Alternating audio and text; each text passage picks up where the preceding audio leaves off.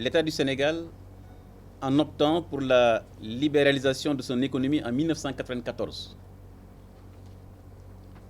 a supprimé les barrières juridiques interdisant l'accès à certaines activités économiques et s'est désengagé des secteurs productifs pour devenir simplement un arbitre. Il est important de le savoir qu'en 1994, l'État du Sénégal a décidé de libéraliser totalement son économie. L'objectif à l'époque était de favoriser une concurrence saine et loyale à l'avantage des consommateurs.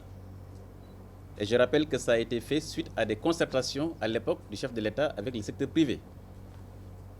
Ainsi, à travers les points de terminaison multiformes que sont les boutiques de quartier, les étals de marché ou la distribution plus moderne avec les grandes surfaces, les supérettes, les supermarchés, les boutiques des stations d'essence, les produits locaux comme importés parviennent aux consommateurs de façon plus accessible, mais également de façon plus diversifiée par l'entremise des circuits de distribution sur tout le territoire national.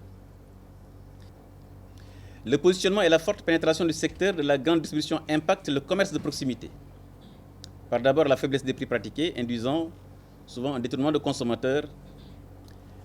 Donc, ce sont des constats qui sont aujourd'hui faits. Et il faut rappeler que le commerce de proximité revêt une fonction sociale, et le gouvernement en est tout à fait conscient. Une fonction sociale et se voit attribuer à ce commerce une quasi-mission de service public.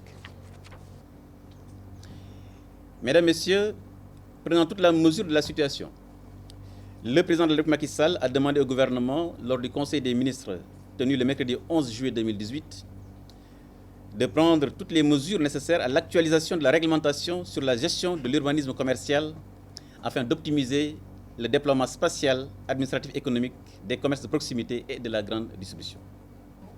C'est dans le même sillage qu'il a également, le chef de l'État, instruit le gouvernement d'assurer la modernisation de la gouvernance de la concurrence, de même que la régulation des prix des biens et des services sur les marchés intérieurs, tout en veillant à la sécurité sanitaire des aliments et au contrôle rigoureux de la commercialisation des médicaments.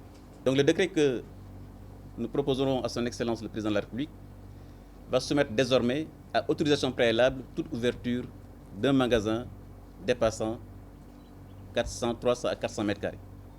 Comme cela se fait, je rappelle, comme cela se fait dans tous les pays, notamment les pays de l'OCDE d'ailleurs.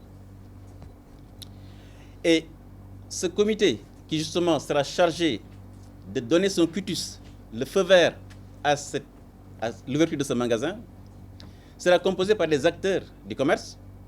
Si c'est dans le département, il y aura le préfet, il y aura le président de la chambre de commerce, le président de la chambre de métier, les consommateurs, et donc, naturellement, regarder dans des conditions transparentes où le petit commerce a sa place, mais également où l'intérêt des populations est aussi respecté.